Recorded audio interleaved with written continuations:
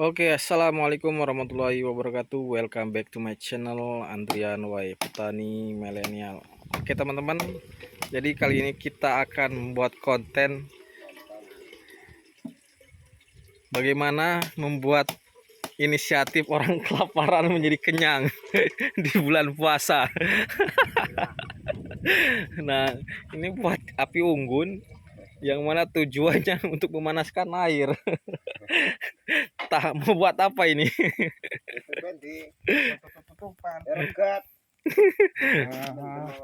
Ora ditutupi yo mambu asap kok. Nah, delok. Iki wong koplak iki. Si kanggo sepatu iki.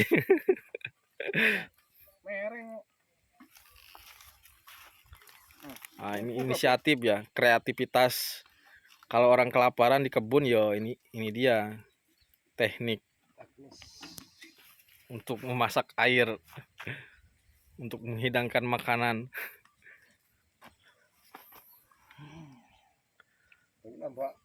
Masak opo Chan gue Chan? Pete. Masak pete. Masak pete. Ah, di kebun ada cabe, ada tomat, ada mie pula, mie instan. Oh, berarti mau masak mie ini. Bulan puasa ini Chan. Mentang-mentang ada cabe di kebun cabe, ada tomat, nah dia manfaatkan untuk masak mie. Bahaya orang ini. Ora satu buka kabeh mene kowe. Buka sithik ke banyune sing lumut diribokne nggo plastikene kan. Nah, oke teman-teman, di samping itu kita akan membuat konten masalah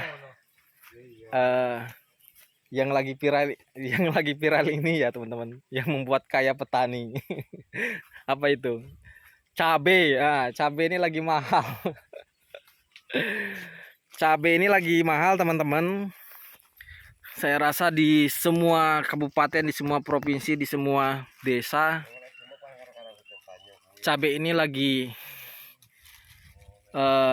viral dengan masalah harganya ya teman-teman. Nah, kali ini saya berkunjung ke lokasi kebun cabai Pak Dehmiko yang ada di lokasi daerah Singkut 3 tepatnya. Dan kebetulan hari ini hari keempat bulan puasa ya teman-teman. Alhamdulillah kita masih bisa bertahan dalam menaikkan ibadah puasa. Bagi yang menjalankannya, yang nggak menjalankan itu teman-teman lagi meracik apa itu. Lagi masak mie, ya Allah ya Robi. Nah, jadi teman-teman, balik lagi ke konten cabai. Jadi tanaman cabai ini berlokasi di Singkut 4 ya teman-teman. Untuk jumlah populasi tanaman itu sekitar 12.000 batang tanaman cabai. Yang mana sebelum tanaman cabai ini sebelumnya ditanami semangka. Artinya lahan tanaman cabai ini pemanfaatan lahan semangka. Sampeyan ki ora mesakne Chan karo wong sing kerja wae delok poso. Mantap pokoke. Jos. Astagfirullahaladzim. Sabar Mas. Nah, ini teman-teman lagi lagi panen tomat ya. Nah, gue Bude lagi panen tomat. Ini berkaitannya sama konten ini teman-teman. Nah, untuk konten kali ini karena fase tanaman cabai ini sudah masuk ke generasi generatif teman-teman, artinya berbuah ya teman-teman.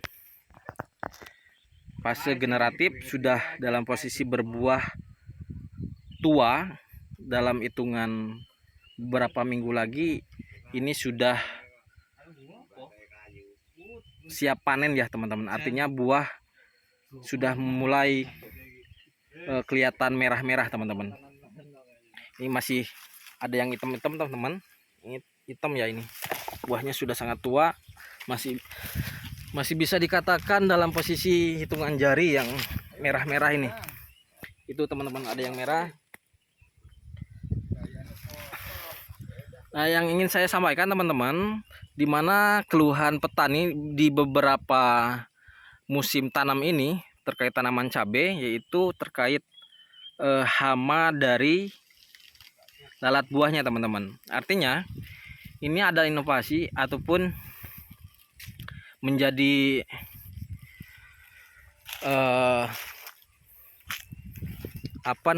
menjadi masukan yang lebih masuk akal lah teman-teman ya. Jadi untuk penanganan lalat buah yang di lahan Pak Dehmiko ini menggunakan ilmu teori pengalaman teman-teman. Jadi artinya tidak semua petani cabai ini belum tentu tahu untuk cara menangani lalat buah dengan tradisional yang dilakukan oleh Pak Dehmiko ini. Nah, kelihatan sehat ya teman-teman, karena di musim sebelum-sebelumnya dengan petani yang berbeda, tapi saya berkunjung itu lebih dari 10 petani lah teman-teman ya. Artinya lebih dari 1-2 petani mengatakan menangani lalat buah ini sangat susah teman-teman. Nah, yang ingin saya sampaikan terkait masalah konten ini, yaitu cara menangani lalat buah dengan cara tradisional yang digunakan Pak Dehmiko, yaitu menggunakan ini teman-teman. Nah, tanpa petrogenol, tanpa perangkap, Pak Dehmiko ini sudah bisa menangani hama lalat buah teman-teman. Bisa dilihat ya, sehat tanamannya. Nah, teman-teman mungkin bertanya apa ini yang digunakan teknik tradisional ini, yaitu beliau menggunakan jenis yang bau-bauan atau harum-haruman teman-teman ya, yang tidak disukai oleh lalat buah. Contohnya ini teman-teman, yang di dalam mangkok ini ataupun mangkok ini bekas sejenis teh gelas aqua gelas ya teman-teman. Fungsinya untuk melindungi agar tidak terkena hujan atau menjadi larut yang berlebihan yang ada di dalamnya. Nah, ini teman-teman, yang di dalamnya ini yang biru ini, warna biru ini hanya sekedar pembungkus ataupun kain teman-teman, untuk membungkus yang ada di dalamnya. Nah, yang di dalamnya ini menjadi pertanyaan, apakah itu? Nah, ini kapur barus teman-teman ya, yang digunakan oleh Pak Dehmiko ini. Nah, kapur barus ini yang menyebabkan ataupun menimbulkan ciri khas bau yang tidak disukai oleh lalat buah gitu teman-teman. Selain itu ada tambahannya teman-teman yang dilakukan oleh Pak Dehmiko ini.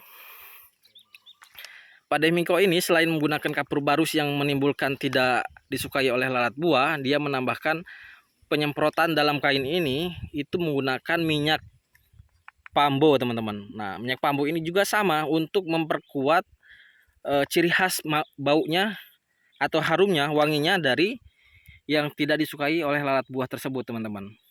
Makanya hasil dari tanaman cabai Pak Dehmiko ini, khususnya di fase pembuahan ataupun kualitas buahnya terlihat sehat dan menarik, membuat mata kita tertuju, mempesona. Ini teman-teman. Nah, yang seperti yang saya sampaikan di awal video tadi, itu kaitannya teman-teman dengan tanaman tomat yang baru dipanen itu. Lagi panen tomat. Kaitannya teman-teman dengan tanaman tomat. Tanaman tomat ini memberikan aroma khas yang ada di tanaman tomat untuk apa namanya? Jadi tanaman tomat ini mengeluarkan aroma khas yang tidak disukai oleh lalat buah juga teman-teman. Sehingga membantu untuk menangani lalat buah, ya artinya lalat buah itu tidak mau mendekat ke lahan cabai ataupun sampai menyentuh ataupun menggigit buah cabenya gitu teman-teman. Intinya teman-teman, jadi tanaman tomat ini ditanam di lokasi di lahan cabai, ataupun kalau yang dilakukan oleh Pak Demiko ini itu dikeliling pinggir-pinggir ataupun sisi-sisi tanaman cabai, sehingga untuk melindungi masuknya atau untuk mencegah masuknya lalat buah teman-teman, sehingga lalat buah yang masuk ke dalam lokasi tanaman cabai ini sangat minim teman-teman. Yang sangat minim ini bisa ditangani oleh bisa ditangani yang seperti yang saya sampaikan tadi teman-teman, seperti ini. Racun yang sudah disiapkan di lahan cabai teman-teman. Jadi racunnya racun udara ya. Ini termasuk racun udara teman-teman, yang menimbulkan bau yang tidak disukai lalat buah gitu teman-teman. Ini udah ada yang merah teman-teman. Kita kalau sudah bermain ke lahan cabai itu kita sudah happy ya teman-teman, asik gitu melihat kondisi cabai yang sangat subur, sehat. Nah ini teman-teman sudah ada yang merah ya, udah ada mulai yang tua, hitam, terus merah. Jadi hitungan minggu, sekitar 3 mingguan lagi lah sudah bisa panen raya, ataupun sudah bisa diindikasikan panen normal lah teman-teman ya, bisa disebutkan panen normal. Nah seperti yang saya sampaikan teman-teman, kalau kita punya lahan ataupun lahan tanaman yang sebelumnya bekas lahan sayuran ataupun ya apapun itu, kalau ini kan bekas lahan semangka. Mungkin di pikiran teman-teman bagaimana kalau nanam cabai tanpa pengolahan lahan, ya ini buktinya teman-teman. Ini bekas lahan semangka langsung ditanami cabai dan hasilnya juga sangat memuaskan ya teman-teman.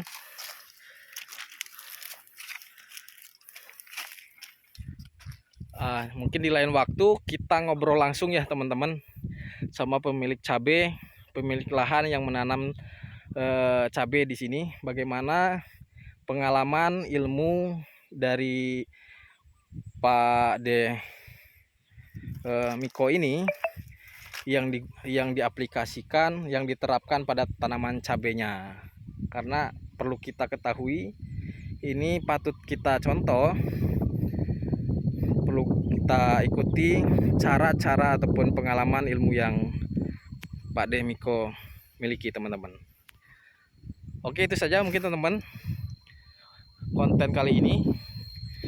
Untuk teman-teman khususnya para petani maupun petani cabai, petani sayur-sayuran, hortikultura, maupun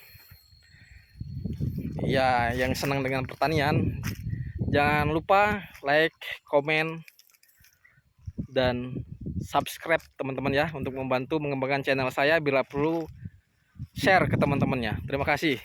Assalamualaikum warahmatullahi wabarakatuh.